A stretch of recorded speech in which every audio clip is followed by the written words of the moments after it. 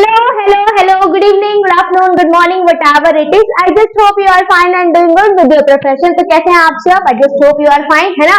तो last turn में बेटा जी हमने क्या डिस्कस किया था? लास्ट टर्न में हमने डिस्कस किया था E2 रिएक्शन के बारे में। मैम क्या होता है ये E2 रिएक्शन? मैं तो भूल गई। चलो याद करो। E2 reaction that means unimolecular sorry bimolecular elimination reaction. ठीक है, उसमें हमने एक एग्जाम्पल लिया था। एज अ सब्सट्रैक्ट था आपका क्या था? Halo alkane. क्या था? हेलो एल्केन, जिसको हमने रिएक्ट करवाया था एल्कोहलिक मीडियम प्लस KOH। ठीक है, तो वहां पे जो KOH में OH था बेटा जी, वो एज अ न्यूक्लियोफाइल ना बिहेव करके एज अ बेस बिहेव कर रहा था। क्यों बिहेव कर रहा था? क्योंकि उसका मीडियम अल्कोहलिक था, जिसकी वजह से वो बहुत ज्यादा बल्की हो रहा था, है ना, बहुत ज्यादा हैवी हो रहा था। तो वो कार्बन को अप्रोच नहीं कर रहा था, वो क्या कर रहा था? हाइड्रोजन को बेटा जी अट्रैक्ट कर रहा था। ठीक है, अट्रैक्ट कर रहा था। उसका मैंने एग्जांपल भी दिया था कि बेटा जी कोई इंसान बहुत ज्यादा मोटा है, बहुत आलसी है ना, वो सारे काम खुद तो नहीं करेगा, वो क्या चाहेगा कि मेरे जितने काम है ना वो सामने वाला इंसान कर दे। तो OH क्या होता है बेटा जी? बहुत ज्यादा बल्कि, बहुत ज्यादा हैवी, बहुत ज्यादा मोटा। वो नहीं चाहता है कि कार्बन को जाके बेचारा अप्रोच करे, है ना। वो क्या करता है? हाइड्रोजन को अट्रैक्ट करता है और हाइड्रोजन उसके साथ जाके बॉन्डिंग कर लेता है। ठीक है, और ये एज अ बेस क्यों बिहेव करते हैं? ये इसलिए बिहेव करते हैं बेटा जी क्योंकि वो बल्की हो जाते हैं, हैवी हो जाते हैं, सिंपल। ठीक है, और प्रोडक्ट हमारा क्या बना था? दो प्रोडक्ट बने थे हमारे। एक हॉफमैन प्रोडक्ट था जिसकी फॉर्मेशन 20% हो रही थी, एक सेटजेफ या तो जेक्सेफ। सेटजेफ और जेक्सेफ दोनों सेम होते हैं, ठीक है, नाम का बस डिफरेंस है। उनकी फॉर्मेशन 80% हो रही थी। ठीक है, ज्यादा स्टेबल कौन से होते हैं? जेक्सेफ वाले। ऐसा क्यों? Just because of symmetry. ठीक है, ये भी हमने लास्ट टर्न में पढ़ लिया था। आज हम एलिमिनेशन रिएक्शन 1 एंड 2 दोनों डिस्कस करेंगे। पहले हम लोग दोनों की कंपैरेटिव स्टडी करेंगे। ठीक है, दोनों के बारे में पॉइंट्स लिखेंगे, उसके बाद एग्जाम्पल के थ्रू समझेंगे। बट उससे पहले मेरी एक छोटी सी रिक्वेस्ट है बेटा, अगर आप ये एलिमिनेशन रिएक्शन वाला वीडियो देख रहे हो, ठीक है, उससे पहले SN1 एंड SN2 रिएक्शन जरूर देखकर आना। ऐसा क्यों? ऐसा इसलिए क्योंकि ऑलमोस्ट पॉइंट उसी से रिलेटेड है। ठीक है, और अगर आपको SN1 एंड SN2 अच्छे से समझ में आया तो ये एकदम आपको क्रिस्टल क्लियर हो जाएंगे, है ना। चलो आ जाओ, हेडिंग मेंशन कर लो। Mention your heading. E1 reaction, E1 reaction. बेटा ऑलमोस्ट सेम होते हैं ये SN1 की तरह रिएक्शन। ठीक है, बस थोड़ा ध्यान देने की जरूरत है। उसमें सब्स्टिट्यूशन होता है। ठीक है, एक गया दूसरा आया, इसमें एलिमिनेट हो जाता है, इसमें कोई दूसरा प्लेस नहीं लेता है। कौन प्लेस नहीं लेता है? ऑब्वियस है बेटा जी, न्यूक्लियोफाइल है ना। चलो लिखो E1 that means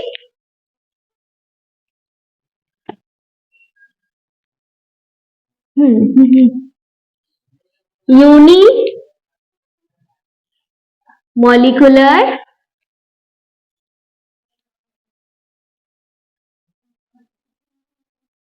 elimination reaction. This is your point number 1। You can mention it 8। ये क्या हो जाएगा? बाई मॉलिक्यूलर एलिमिनेशन, साथ साथ लिखते जाना। ठीक है, elimination reaction done. Point B क्या हो जाएगा आपका? ये होती है स्टेप 2, और या तो ऐसे लिख लो, कंप्लीटेड इन 2 स्टेप। देखो SN में भी हमने ये पॉइंट्स पढ़े थे ना, इसीलिए मैं बोल रही हूँ पहले SN1 पढ़ के आना, उसके बाद ये पढ़ना E1 एंड E2।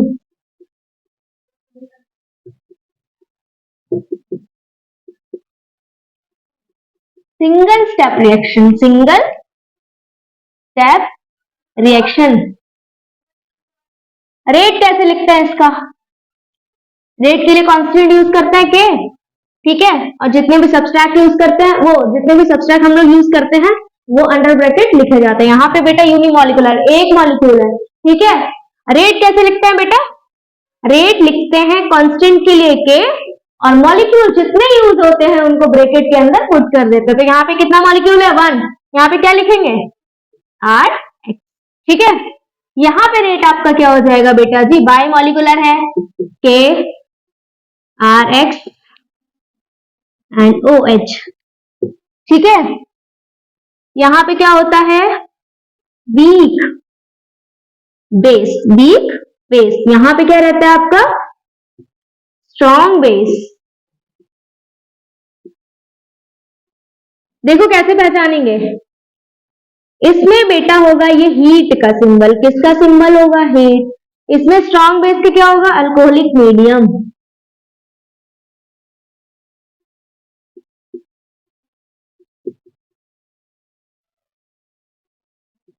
जैसे ही आपको बेटा हीट का सिंबल दिखे, ठीक है, समझ जाना ये क्या है, ये है इवन रिएक्शन। कौन सा है, even reaction. Just a minute, even reaction. ठीक है, this represent to heat. Example ले उसका, C2H5OH प्लस हीट। ठीक है, EtOH प्लस हीट। इसका ले लो, NaNH2 सोडामाइड।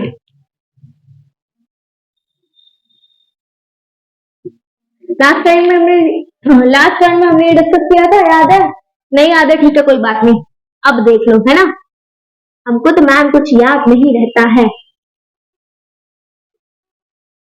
आदत डालो बेटा, याद रहेगा, है ना, हमको भी नहीं याद होता है, बट हम भी मजबूरी में याद करते हैं ना, आपको पढ़ाना है, खुद भी पढ़ना है, समझ रहे हो। इस वाले में बेटा आपको क्या देखने को मिलेगा, रीअरेंजमेंट। क्या देखने को मिलेगा, रीअरेंजमेंट। इसमें आपको E2 में आपको रीअरेंजमेंट नहीं देखने को मिलेगा। ठीक है, rearrangement not found, not found और नॉट डन लिख लो, है ना, होता ही नहीं है इसमें रीअरेंजमेंट। ऑर्डर की अगर हम बात करें बेटा, इनका ऑर्डर हो गया या मॉलिकुलैरिटी हो गया, ये कितना रहेगा, 1। कितना रहेगा, 1। ओके, यहां पे ऑर्डर कितना हो जाएगा बेटा, 2। मॉलिकुलैरिटी कितनी हो जाएगी, 2। ठीक है, और क्या था, फॉर्मेशन ऑफ, ये 2 स्टेप होता है। ठीक है, तो इसमें एक पॉइंट और भी आ जाएगा, फॉर्मेशन ऑफ कार्बोकेटायन।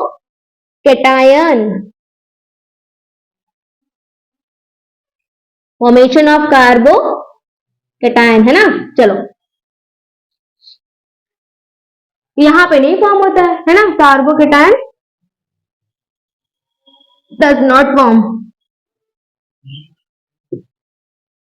ठीक है, देखो समझो एक बार, इवन रिएक्शन, इसका मतलब क्या होता है, यूनिमोलिकुलर एलिमिनेशन रिएक्शन। मतलब यहाँ पे एक मॉलिक्यूल क्या होगा बेटा जी, पार्टिसिपेट करेगा।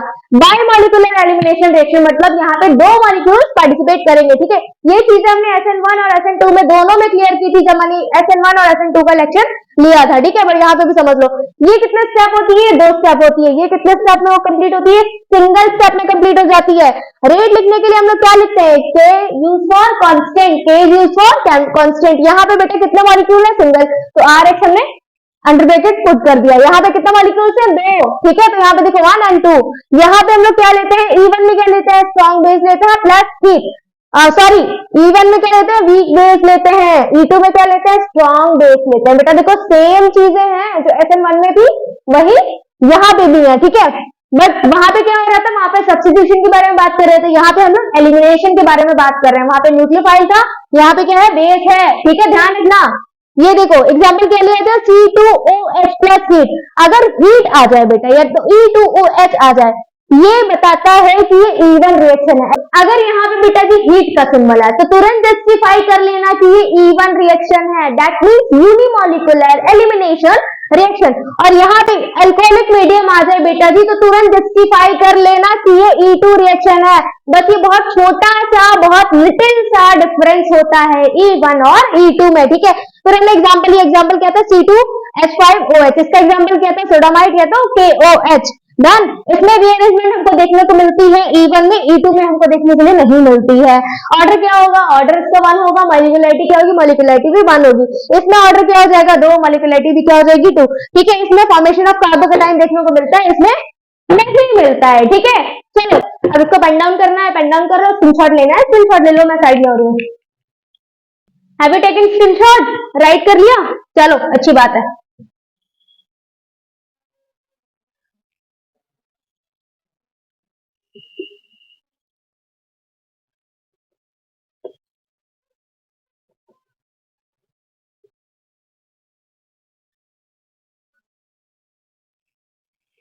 फ्रेंड में मुझे लगता नहीं कि आप लोगों को एल्कोहलिक मीडियम वाली जो चीजें थी वो थोड़ा सा ज्यादा क्लियर हो पाई थी, है ना। चलो उसको हम फिर से बता देंगे। अल्कोहलिक मीडियम है तो वो बल्कि क्यों हो जाता है मैम, मुझे समझ नहीं आया था। चलो फिर से बता देता है। देखो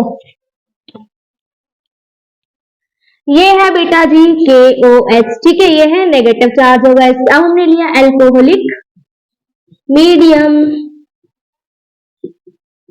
अल्कोहलिक क्या होता है बेटा जी? क्या होता है बताओ? दारू, है ना, दारू होती है ना। हाँ गुड गुड। हाँ ये सब चीजें तो तुम लोगों को बहुत पता है ना, काम की चीज याद रखा करो नालायक को। ये क्या हो गया बेटा? अल्कोहलिक मीडियम, ठीक है। क्या होगा? C2H5OH, यही होगा ना, ठीक है। अब इसका अगर हम डायग्राम बनाए तो यही तो होगा, देखो।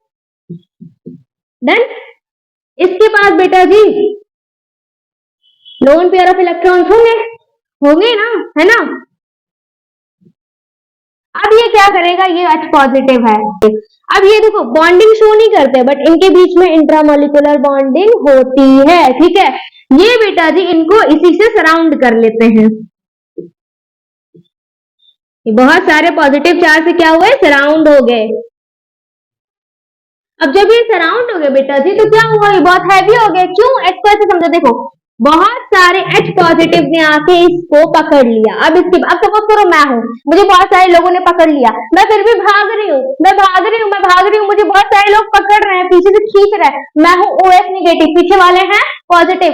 अब वो क्या करेंगे? सामने H पॉजिटिव वाले को देखेंगे, वो बोलेंगे तुम भी आओ इसको पकड़ो, तुम भी आओ इसको पकड़ो, ठीक है। तो मैं तो बहुत हैवी हो गई, मैं तो जा ही नहीं पा रही हूँ, ठीक है। अब मैं बोल रही हूँ भाई भाई मुझे छोड़ो, पीछे वाले बोल रहे हैं आओ तुम भी पकड़ो, तुम भी पकड़ो। तो ये सीन हो जाएगा यहाँ पे बेटा जी।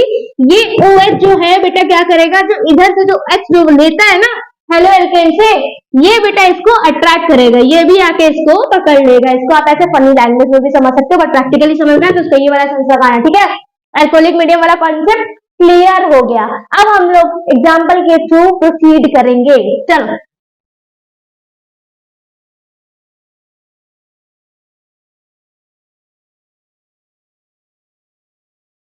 चलो अब हम E1 और E2 दोनों के एग्जाम्पल ले लेते हैं।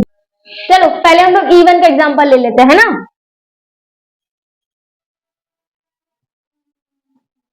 Cl नहीं Br ले लेते हैं ना, हर बार Cl लेते हो मैम आप, इस बार ब्रोमीन ले लो। चलो ब्रोमीन ले लेते हैं ना। देखो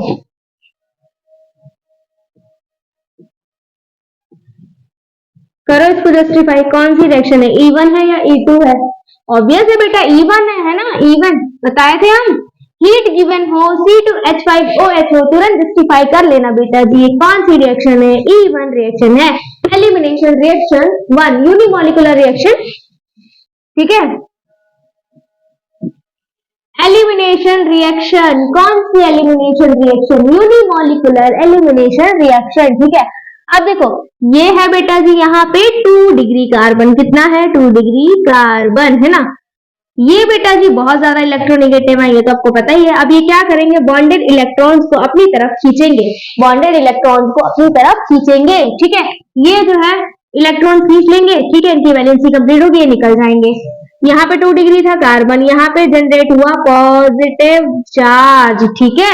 तो यहाँ पे क्या हुआ? Generation of carbocation, generation of carbocation, ठीक है। ये समझ में आया? स्टेप 1। 2 स्टेप रिएक्शन होती है, अभी लिखवाया था। स्टेप 1 जनरेशन ऑफ कार्बोकेटायन, ठीक है। ये है बेटा जी अल्फा पोजीशन, ये है बीटा पोजीशन। अब देखो C2H5O, इसके पास है बेटा जी बॉन्डेड इलेक्ट्रॉन्स, ठीक है।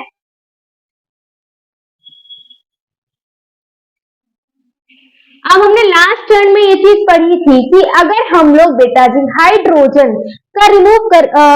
को रिमूव करते हैं बेटा, कहाँ से रिमूव करते हैं? अगर सेंटर से रिमूव करते हैं तो प्रोडक्ट बनता है ZF, ठीक है। और अगर हम लोग हाइड्रोजन रिमूव करवाते हैं साइड से, कॉर्नर वाले हाइड्रोजन को रिमूव करवाते हैं तो प्रोडक्ट हमारा क्या बनता है? तो प्रोडक्ट हमारा बनता है ऑफलाइन प्रोडक्ट, जो कि लेस स्टेबल होता है, ठीक है। तो मैक्सिमम फॉर्मेशन किसका रहता है? ZF का रहता है ना। तब देखो इसमें यहाँ पे क्या है बेटा, इसके पास बॉन्डेड इलेक्ट्रॉन, ये क्या था? हाइड्रोजन, ठीक है, ये थे हाइड्रोजन। ये बॉन्डेड इलेक्ट्रॉन बेटा क्या करेगा? इसको डोनेट कर देगा, है ना, इसको डोनेट कर देगा और ये इधर शिफ्ट हो जाएंगे इलेक्ट्रॉन्स, है ना। अब देखो क्या बनेगा प्रोडक्ट आपका बेटा बनेगा ये। समझ आया क्या हुआ? यहाँ पे था ऑक्सीजन के पास बेटा क्या था? यहाँ पे पहले देखो, यहाँ समझो, पहले यहाँ पे थे हीट, ठीक है। हीट ले लो या तो फिर ये ले लो कि ये जो हाइड्रोजन ग्रुप से ये ज्यादा इलेक्ट्रोनेगेटिव होते हैं, क्या करता है? बॉन्डेड इलेक्ट्रॉन से इलेक्ट्रॉन खींचते हैं, इनका काम खत्म हो जाता है बेटा जी, चले जाते हैं, ठीक है। इसके बाद जनरेट हो जाता है पॉजिटिव चार्ज। क्यों जनरेट होता है? क्योंकि इलेक्ट्रॉन डोनेट कर देते हैं positive charge. That means carbocation का जनरेशन हुआ। कार्बोकेटायन का जब जनरेशन हुआ बेटा जी, तो यहाँ पे था हमारे पास C2H5OH, इसके पास बेटा जी O के पास होते हैं बॉन्डेड दो पेयर होते हैं बॉन्डेड इलेक्ट्रॉन, हाँ, दो लोन पेयर्स होते हैं। इसके पास कितने? दो लोन पेयर्स होते हैं। H के पास क्या चार्ज होता है? Positive charge. ये तो हमको पता था, जस्ट अभी मैंने पहले बताया था। फिर ये क्या करेगा? ये वाला जो H है, कॉर्नर से हम लोग कॉर्नर से नहीं रिमूव करवाएंगे, क्योंकि कॉर्नर से रिमूव करवाएंगे तो हमारे पास प्रोडक्ट क्या बनेगा? Half line product. और अगर हम लोग सेंटर वाले हाइड्रोजन को रिमूव करवाएंगे तो प्रोडक्ट क्या बनेगा? जब वही हमको बनाना है। वही क्यों बनाना है? क्योंकि वो ज्यादा स्टेबल होता है, ठीक है। तो ये देखो यहाँ पे बेटा क्या करेगा? इसको इलेक्ट्रॉन डोनेट कर देगा, ठीक है। अब ये बेटा जी क्या हो जाएगा? रिमूव हो जाएगा, प्रोडक्ट आपका ये बन जाएगा। और यहाँ पे देखो सेंटर पे कितना हाइड्रोजन है? 3। यहाँ पे कितने हैं? 3 more alpha hydrogen leads to more stability of product और कंपाउंड, है ना। ये बताया कि नहीं? देखो अगर यहां से हम लोग अगर हाइड्रोजन रिमूव करते, ठीक है, तो प्रोडक्ट हमारा ये बनता बेटा। प्रोडक्ट क्या बनता? ये। अब इसमें कितने बेटा जी हाइड्रोजन थे? इसमें तो देखो 2 ही हाइड्रोजन थे, है ना। तो प्रोडक्ट हमारा ये बनता। बट यहाँ पे 2 अल्फा हाइड्रोजन थे। यहाँ पे कितने अल्फा हाइड्रोजन थे? 6। 3 इस कॉर्नर पे, 3 इस कॉर्नर पे। तो ज्यादा स्टेबल कौन सा होगा बेटा जी? ऑब्वियस है, जिसके पास ज्यादा अल्फा हाइड्रोजन होते हैं वही स्टेबल होता है। So we are done with the E1 reaction, elimination reaction 1 के साथ हम लोग कंप्लीट कर चुके हैं। Now we will proceed to the E2 reaction. इसको पेन डाउन करो। चलो एक बार और समझ लो E1 रिएक्शन क्या होता है। सबसे पहले हमने बेटा लिया था हेलो एल्केन, ठीक है, इसको हमने रिएक्ट करवाया C2H5OH, ठीक है। और हमने बताया भी था, जब दोनों का कंपैरिजन करके लिखवाया था तब बताया था कि अगर हीट गिवन है समझ जाना E1 रिएक्शन है, एलिमिनेशन रिएक्शन 1, ठीक है। अब ये देखो बेटा 2 डिग्री कार्बन है। कितना डिग्री कार्बन है? 2 डिग्री कार्बन है ना। अब ये बहुत ज्यादा इलेक्ट्रोनेगेटिव होते हैं हेलोजन। सबसे पहले सुनो ध्यान से, बहुत ज्यादा हेलोजन इलेक्ट्रोनेगेटिव होते हैं। ये क्या करेंगे? बॉन्डेड इलेक्ट्रॉन से बेटा जी बॉन्डेड इलेक्ट्रॉन जो है बेटा जी वो अपनी तरफ खींच लेंगे। जब इनकी वैलेंसी कंप्लीट हो जाएगी ये बेटा लीव कर जाएंगे, ठीक है। इसके पास क्या होगा? पॉजिटिव चार्ज जो है वो जनरेट हो जाएगा। तो स्टेप 1 हमारा क्या था? Generation of carbocation. ये बन गया बेटा कार्बोकेटायन। अब ये हो जाता है बेटा अल्फा कार्बन, ये दोनों हो जाते हैं बीटा कार्बन। हमारे पास C2H5OH भी था ना। पहले रोल था यहाँ पे हीट का। पहले किसने रोल प्ले किया? हीट ने। सेकंड कौन रोल प्ले करेगा? C2H5OH। अब यहाँ पे हमने देखा कि OH के पास 2 लोन पेयर होते हैं इलेक्ट्रॉन्स के, ठीक है, और हाइड्रोजन के पास पॉजिटिव। ये अपना लोन पेयर इलेक्ट्रॉन किसको डोनेट करेगा? इसको, ठीक है। ये इसको अट्रैक्ट करेगा, ठीक है, कि मेरे पास ये इसको अट्रैक्ट करेगा कि मैं तुमको लोन पेयर दूंगा, आओ मेरे साथ बॉन्ड बनाओ। ये वाले जो बेटा जी इलेक्ट्रॉन्स हैं वो इधर शिफ्ट हो जाएंगे, ठीक है। प्रोडक्ट क्या बनेगा आपका? प्रोडक्ट ये बनेगा, ठीक है, जिसमें देखो यहाँ पे कार्बन है, एक कार्बन यहाँ पे है, ठीक है, यहाँ पे कार्बन है, एक कार्बन यहाँ पे। दैट मीन्स एक मिथाइल ग्रुप यहाँ पे है, एक मिथाइल ग्रुप यहाँ पे है, ठीक है, एक मिथाइल में कितने हाइड्रोजन है? 3 हाइड्रोजन यहाँ है, 3 हाइड्रोजन यहाँ पे है। देखो 1 2 3 4 5 6 टोटल कितने हो गए? 6। और ये लास्ट टाइम में हमने बताया था जिसके पास ज्यादा अल्फा हाइड्रोजन होता है वो प्रोडक्ट ज्यादा स्टेबल होता है। और हॉफमैन प्रोडक्ट में कितने अल्फा हाइड्रोजन होते हैं बेटा जी? हॉफमैन में अल्फा हाइड्रोजन कितने होते हैं? सिर्फ और सिर्फ 2 होते हैं। कितने होते हैं? 2 होते हैं, इसीलिए ये वाला ज्यादा स्टेबल होता है, वो उतना स्टेबल नहीं होता है। ठीक है, so we are done with E1 reaction. E1 reaction के साथ हम कर चुके हैं ऑलमोस्ट। ठीक है, अब हम लोग इसमें देखेंगे रीअरेंजमेंट, है ना, इसमें रीअरेंजमेंट भी होती है ना, वो भी देख लो। चलो लिखो यहाँ पे रीअरेंजमेंट। देखो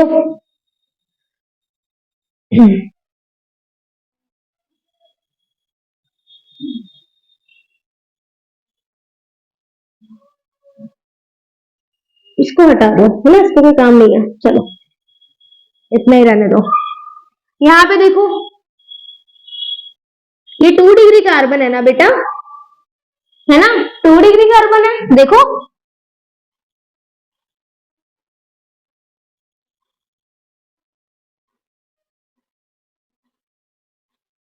ये क्या है? ब्रोमीन। ये बेटा जी यहाँ से क्या करेगा? बॉन्डेड इलेक्ट्रॉन्स को अपनी तरफ खींचेगा। इसका तो काम ही यही है ना, इसका काम ही यही है। क्या किया जाए बेटा, नालायक है ये, सबके बॉन्डेड इलेक्ट्रॉन्स ले लेता है। ठीक है, बॉन्डेड इलेक्ट्रॉन्स लिए, ये निकल गया। यहाँ पे चार्ज कौन सा आया? पॉजिटिव। ठीक है, चार्ज कौन सा आया? पॉजिटिव। अब देखो आगे क्या होगा, इसको मैं इरेज कर दूं? ठीक है, चलो पहले स्क्रीनशॉट ले लो, उसके बाद इरेज कर दूं मैं इसको, बिकॉज आई नीड स्पेस बेटा।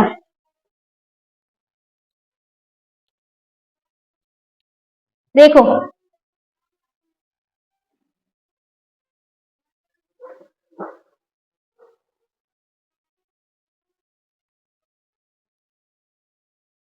देखो ये 2 डिग्री है ना बेटा, तो यहाँ पे एक और हाइड्रोजन होगा, है ना। अब हमने एक लेक्चर अपलोड किया था, लास्ट लेक्चर, उसमें हमने बताया था बेटा हाइड्राइड शिफ्टिंग के बारे में कि स्टेबिलिटी गेन करने के लिए ये लोग हाइड्रोजन हाइड्राइड शिफ्टिंग भी करते हैं, हाइड्राइड शिफ्टिंग भी करते हैं। अब देखो ये वाला बेटा पॉजिटिव चार्ज है, अगर यहाँ पे शिफ्ट हो जाए और ये इधर चला जाए तो क्या हो जाएगा? तो ऑब्वियस है 3 डिग्री कार्बोकेटाइन बन जाएगा, है ना। और बल्कि 3 डिग्री ज्यादा स्टेबल होता है, और जितने भी कंपाउंड्स है वो क्या गेन करना चाहते हैं? स्टेबिलिटी गेन करना चाहते हैं। तो ये यहाँ पे क्या करेंगे बेटा? हाइड्राइड शिफ्ट करेंगे, हाइड्राइड शिफ्टिंग यहाँ पे होगी, hydride shifting will take place. ठीक है, hydride shift will take place. अब देखो इसका प्रोडक्ट क्या रहेगा, देखो जब ये हाइड्राइड शिफ्ट होगी, देखो जब ये क्या हाइड्राइड शिफ्टिंग होगी बेटा, तब यहाँ पे रीअरेंजमेंट होगा, है ना, रीअरेंजमेंट तो होगा। अब ये बेटा पॉजिटिव चार्ज यहाँ चला जाएगा, ये हाइड्रोजन इधर आ जाएगा। इसीलिए जब हम ये कंपैरिजन करवाए थे तो लिखवाए थे ना कि बेटा जी इसमें रीअरेंजमेंट देखने को मिलता है, तो यही था ऑल ओवर कॉन्सेप्ट। देखो अब प्रोडक्ट क्या रहेगा इसका? सेम। अब कुछ नहीं करना, प्रोडक्ट बन गया हमारा CH3। यहाँ पे क्या हुआ? पॉजिटिव चार्ज, ये क्या है? H।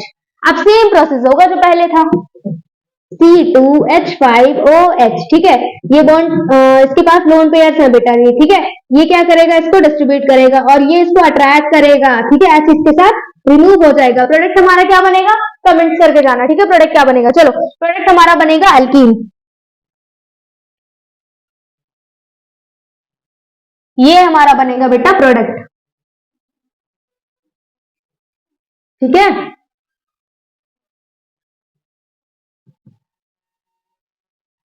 डन, समझ आया? रीअरेंजमेंट एक बार और समझ लो। सबसे पहले हमने बेटा जी ये लिया एक हेलो एल्केन। ठीक है, फिर ये हमने देखना था हमको रीअरेंजमेंट। इसमें क्या हुआ? इसमें ब्रोमीन बेटा लीव कर गया, यहाँ पे आया पॉजिटिव चार्ज, यहाँ पे क्या आया? Positive charge. अब ये था 2 डिग्री। अब यहाँ पे था एक हेलोजन, सॉरी यहाँ पे था एक हाइड्रोजन, है ना। 2 डिग्री है, यहाँ पे एक हाइड्रोजन तो होगा। कार्बन की वैलेंसी कंप्लीट करो। यहाँ पे CH3 एक वैलेंसी इससे कंप्लीट हुई, दूसरी इससे, तीसरी इससे, चौथी इससे, 4 वैलेंसी कंप्लीट हुई ना। तो क्या हुआ? यहाँ पे पॉजिटिव चार्ज था, पॉजिटिव चार्ज था। अब बेटा इसको ज्यादा स्टेबल होना है तो ये क्या करेगा, 3 डिग्री बनाने की कोशिश करेगा। ये चाहता है कि ये वाला पॉजिटिव चार्ज इधर शिफ्ट हो जाए, ये हाइड्रोजन इधर शिफ्ट हो जाए, तो इसको क्या बोलते हैं, हाइड्राइड शिफ्टिंग। क्या बोलते हैं, हाइड्राइड शिफ्टिंग। यहाँ पे भी बेटा दी रीअरेंजमेंट, ठीक है। फिर प्रोडक्ट क्या बना हमारा, ये बना। फाइनल प्रोडक्ट नहीं बना, अभी केवल प्रोडक्ट बना है। फिर यहाँ पे था बेटा जी Fe2H5OH, ऑक्सीजन ने क्या किया, इसको लोन पेयर डोनेट किया, ठीक है। इधर ये अट्रैक्ट हुआ और ये इसने बॉन्ड बना लिया, ये बेटा लीव कर गया, ये निकल गया। हाइड्रोजन जो था वो निकल गया। प्रोडक्ट फाइनल हमारा क्या बना, ये बना, ठीक है। इसको पेन डाउन करो, pen down it, done. Okay, I am going to read it. अब E2 रिएक्शन एक बार और समझ लो, लास्ट टाइम में भी समझाया था बट फिर समझ लो एक बार। E2 रिएक्शन है ना, E2 रिएक्शन बचा है, E2 reaction by molecular elimination reaction. इसका मैंने अलग से भी लेक्चर अपलोड किया है, वो अगर आप लोग देख लें सो फॉर सो गुड, नहीं तो एकदम छोटा सा एग्जांपल लूंगी, समझ लेंगे।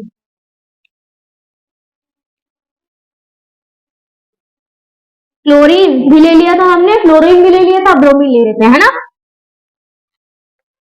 इसके साथ क्या लेते हैं, अल्कोहलिक मीडियम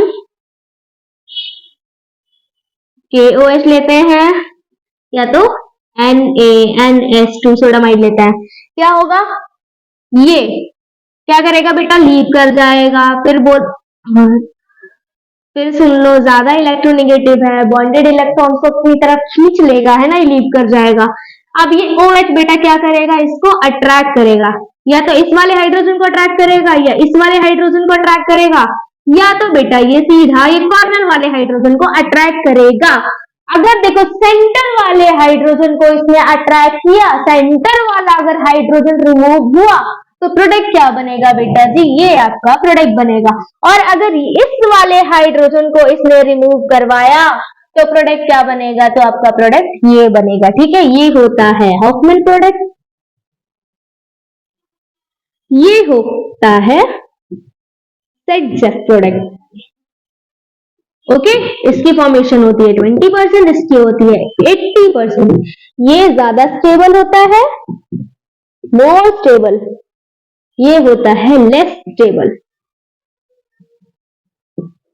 डन।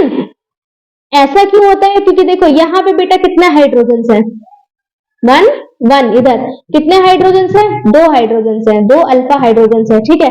अब यहाँ पे देखो कितने अल्फा हाइड्रोजन है, देखो 1 2 3 6 अल्फा हाइड्रोजन। और ये चीज मैंने लास्ट लेक्चर में क्या कहते हैं, और ये चीज मैंने 6 अल्फा हाइड्रोजन, और ये चीज मैंने लास्ट लेक्चर में बताई भी थी, जिसके पास ज्यादा अल्फा हाइड्रोजन होते हैं वो प्रोडक्ट ज्यादा स्टेबल होता है, तो ये वाला प्रोडक्ट ज्यादा स्टेबल होता है, ठीक है। और अगर E2 आपको means by molecular elimination reaction deep में पढ़ना हो तो इससे पहले वाला जो लेक्चर अपलोड है वो ध्यान से पढ़ लेना, ठीक है। So we are with the end of this lecture, है ना। तो अच्छा लगा पढ़ा के, कैसा लगा आपको पढ़ के जरूर बताइएगा। I just hope you will like it, है ना।